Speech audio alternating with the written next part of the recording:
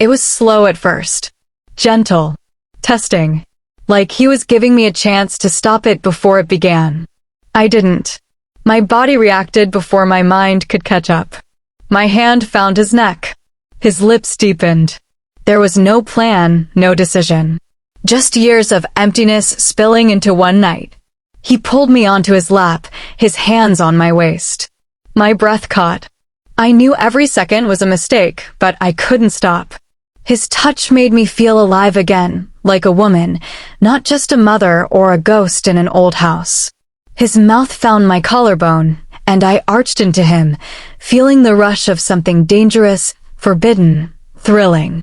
It happened there, on my living room couch, the clock ticking too loudly, the fireplace casting shadows, while my daughter slept upstairs. When it was over, reality hit hard. He sat on the edge of the couch, running his hands through his hair, saying nothing.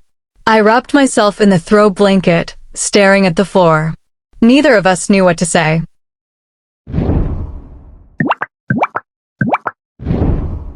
My name is Marianne, and I was 52 when it happened. A year I never talk about, but one I think about more than I should. It was the year I crossed a line that changed everything. I'd been a widow for 7 years.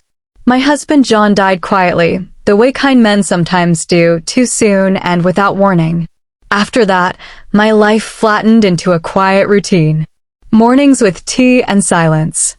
Evenings spent watching shows I didn't care about just to feel like someone else was in the room. Loneliness isn't always loud. Sometimes it's a whisper.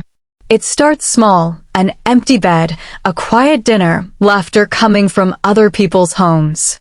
It makes you ache in places you didn't know existed. My daughter Lila was my anchor after John passed.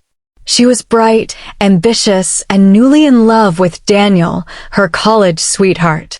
He was the kind of man you hope your daughter ends up with. Polite. Responsible. Always thinking 2 steps ahead. But I never expected he would notice me. At first, it was innocent. He'd compliment my cooking, help with dishes, fix the leaky faucet when I hadn't asked. Sometimes he'd linger after Lila had gone to bed. We'd talk about life, books, memories. I didn't think much of it. I just thought, how rare, how kind. But kindness can be dangerous when you're starving for affection. It began on a Saturday in late September. The kind of day where the sky stays gray and the house feels smaller than usual. Lila and Daniel had come to stay the weekend. We had dinner, roast chicken, my late husband's favorite recipe. Lila had a headache and went upstairs early.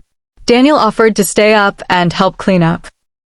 We ended up on the couch, 2 glasses of wine in, talking about the past. His job. My teaching years. The way time slips away from you when you're not paying attention. You ever feel like you gave your whole life to other people? I asked. He looked at me in a way that made the air between us feel different. More than you know, he said. There was silence after that. Not awkward, just thick. Like the kind of silence you don't want to break because you're afraid of what might happen if you do. I see you, Marianne, he said suddenly. I turned toward him, confused. What do you mean? I see the way you keep things together. How hard you try. I see you. No one had said that to me in years. His hand was warm when it brushed against mine.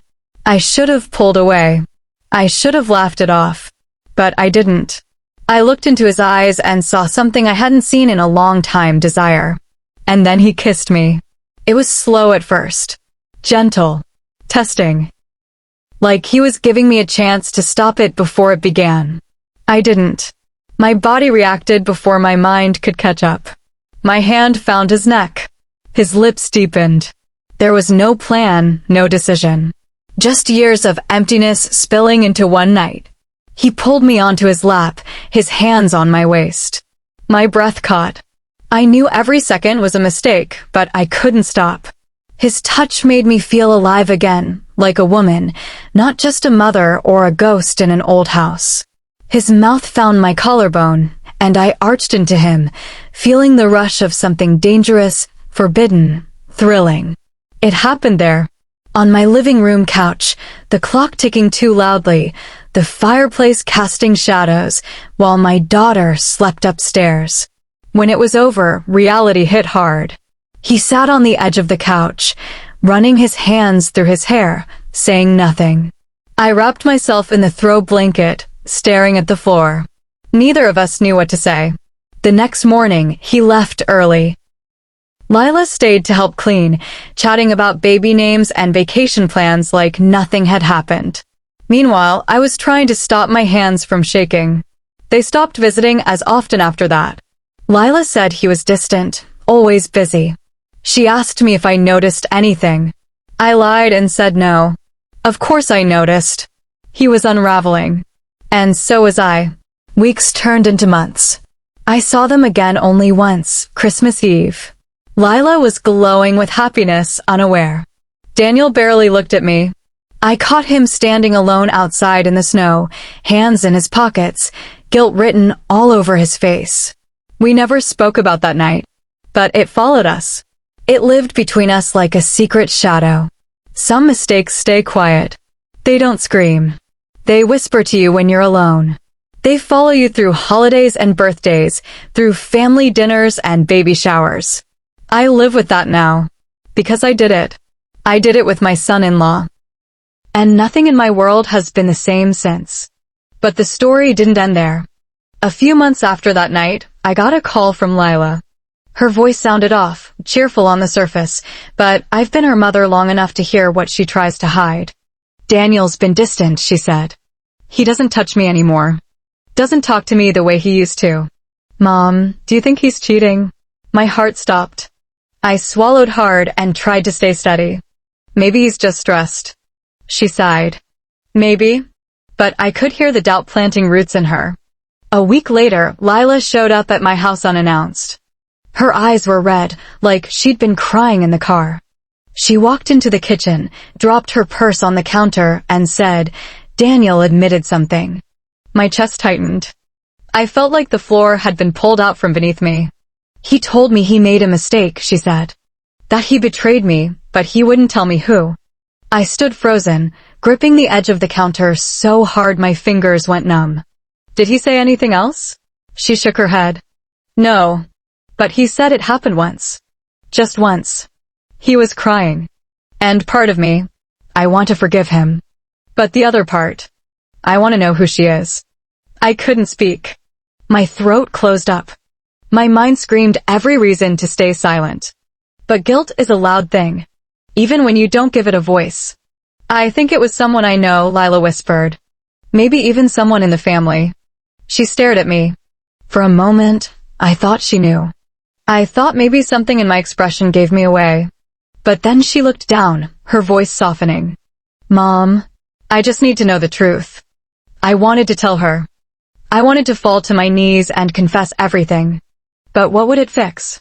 What would it destroy? I had already taken too much. So I stayed quiet. She left that night with a hug that felt a little too tight, a little too final. As the door closed behind her, I collapsed into the chair and let the tears come, silent, hot, relentless. The kind of crying you only do when you know something has cracked that can never be repaired. Daniel called me 2 days later. I didn't answer.